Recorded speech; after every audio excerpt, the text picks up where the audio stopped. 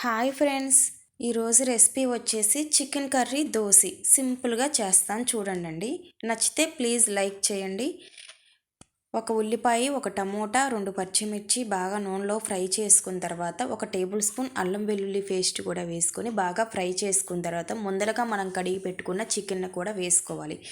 వాటిల్లో ఉన్న నీచు నీళ్ళన్నీ బాగా మగ్గనిచ్చుకుందాక మూత పెట్టుకోవాలి. అయిపోనండి అలా పైకి తేలిందాక ఉంచుకొని ఉప్పు, కారం, పసుపు, కొంచెం ధనియాల పొడి, కొంచెం క్రష్ చేసుకొని కసూరి మేతి కూడా వేసుకుంటాను. కసూరి మేతి వేసుకుంటాం వల్ల ఫ్లేవర్ బాగుంటుంది. కొంచెం గడ్డ పెరుగు 1 టేబుల్ స్పూన్ వేసుకొని అలా మూత పెట్టుకొని మగ్గించుకుంటే చూశారు కదా ఎలా ఉందో అట్లా వస్తుంది. తర్వాత మనకు తగినన్ని వాటర్ పోసుకొని ఉడికించుకోవాలి. ఉడికించుకున్న తర్వాత అలా నూనె పైకి తేలుతుంది కదా, అప్పుడు మనం హోమ్ మేడ్ గరం మసాలా అండి 1 టేబుల్ స్పూన్ కంటే సగం వేసుకున్నాను. కొంచెం పుదీనా వేసుకున్నాను. అంతేనండి, చికెన్ రెడీ అయిపోయింది. దోశ పోసుకుంటున్నాను.